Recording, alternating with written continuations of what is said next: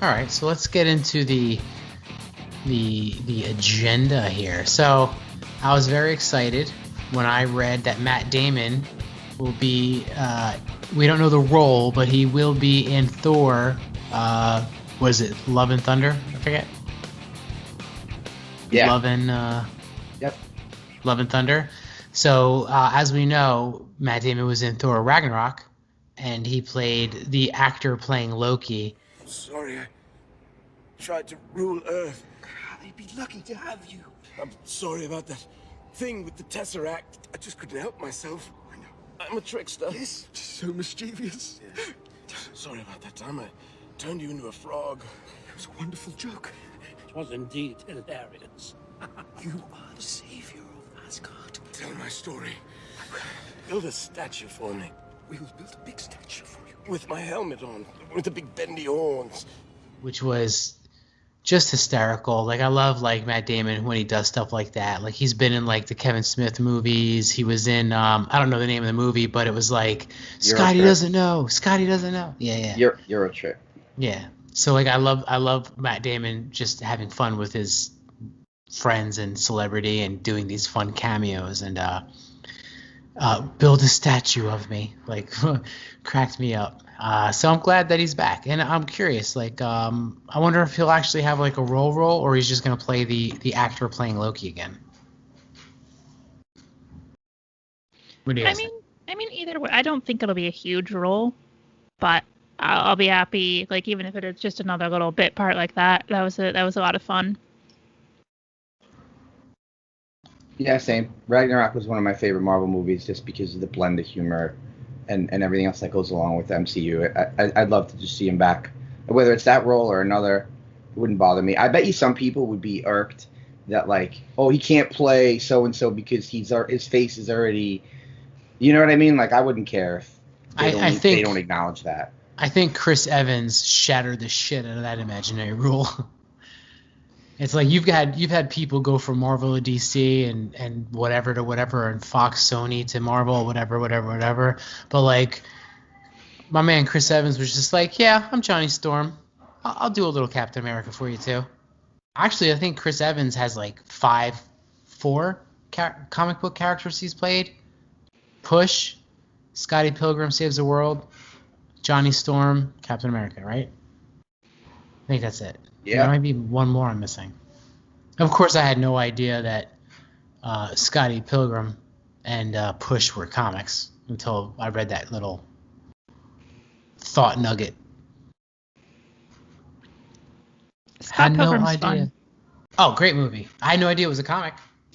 It's one I don't know if I would still like Scott Pilgrim. I think have aged way out of that. But when I read it, like in my early 20s, I really liked it. Do you think you still like the movie? I think it's probably a little too like hipster cute.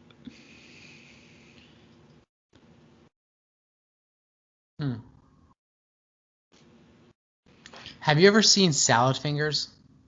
Yes. We watched that a lot in college. So I just discovered it yesterday. And like one of the teachers were like, yo, like the kids were watching this all day. And I'm like, let me look at it. And it like sucked me in. And I was like, what am I watching? I gotta say, I kind of love that has hit a new generation. Oh, yeah. Yeah. I hope they're also watching Charlie the Unicorn or whatever the fuck that was called. I don't know. But like I was watching it. And can you explain to me what it is? It's just a weird little creepy cartoon. That's exactly what I would have said. But like it had me like staring at it with like the dog head. Like what? There is something both like incredibly unsettling yet really satisfying about it. It's like, I'm going to eat you. You taste like, and then said something crazy. I don't know. The animation's like terrible. But that's sort of the part of the appeal. If it was good animation, like it wouldn't be interesting. Yeah, that's what they said about South Park, and that was like 94. Hello. I like rusty spoons. I like to touch them. The feeling of rust against my salad fingers is almost orgasmic. I mean, If you Beavis if and you have no Butthead, if you have no Simpsons. idea what we're talking about, just go watch Salad Fingers. There's several of them. They're only a couple minutes long. Very strange. Like, just definitely, definitely just experience it once.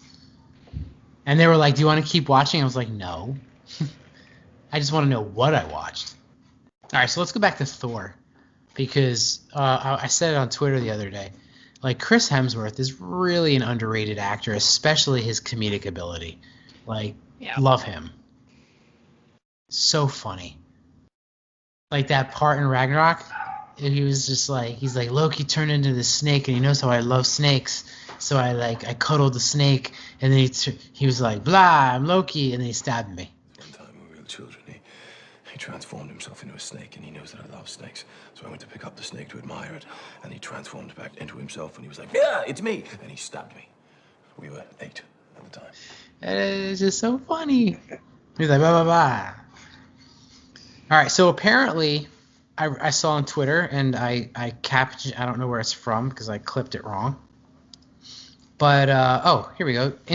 Insider Daniel Rickman reports that Storm will be introduced in Thor Love and Thunder. I don't think that could be true. The mutant? Yeah, Storm. Halle Berry. Yeah, I'm not feeling it. Like, it would make some sense for Thor. Like, if you're going to have a mutant in Thor, it would be the Storm. But, like, are they? It's like, maybe it's because I'm not quite sure of the release schedule, but it seems like, I don't know. Maybe if, like, Doctor Strange and the multiverse thing brings in the mutants, then that could be true. But I would grain of salt that. Yeah, I didn't really. I'm excited to see how Marvel tackles the X-Men and Fantastic Four, but like I don't think I'm ready for it. I think it's too soon. Although we're gonna. Did everyone watch WandaVision episode 4? Yes. Here, yeah, Mike. No, I did not. I apologize. that's That's all right. okay. We'll do it last, and then if you want to bail out, and then me and Emily will Fine. just cover it. Well, I know All that she gets pregnant. I think that's. Oh, that was episode 3. Yeah, I didn't see the last 2.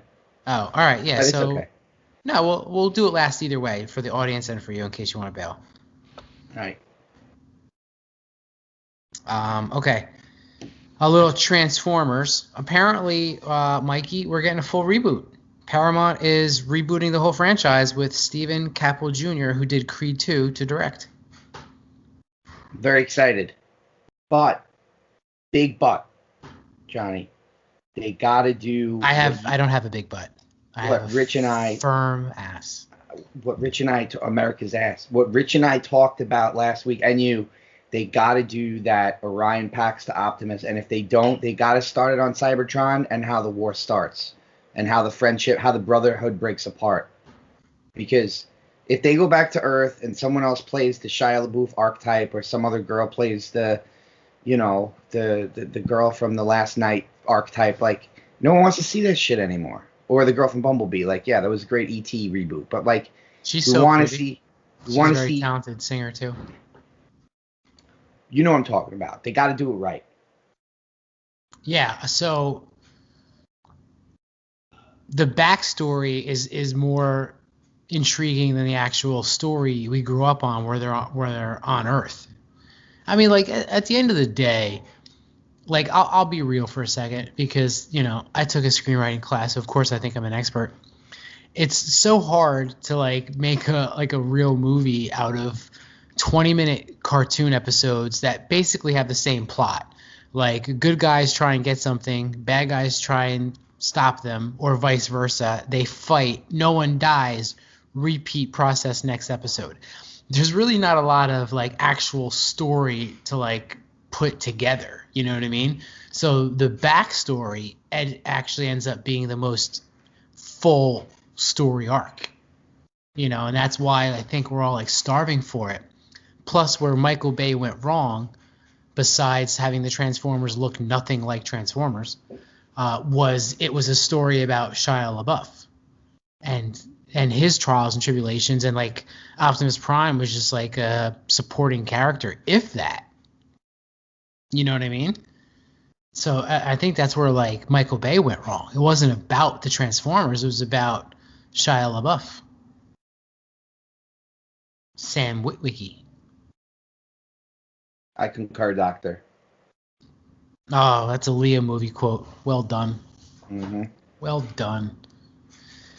I think you could do a trilogy, and then go like the beginning to like the war to like the siege. Where like Cybertron gets really fucked up. I think you do a trilogy. Oh yeah, I do. You can just. I love saying this. You can just make it up. You can make it longer, make it more intriguing. You can really draw it out. I just think adding the human elements is terrible. Like I want to see big robots argue and fight. You know what I mean? Yep. Emily, would that like help you out, or are you just never gonna be into it? Never gonna be into it. Never gonna get it. Never gonna get it. If I'm gonna watch giant things fight each other, I want it to be a giant ape and a giant lizard. So let's roll right into that.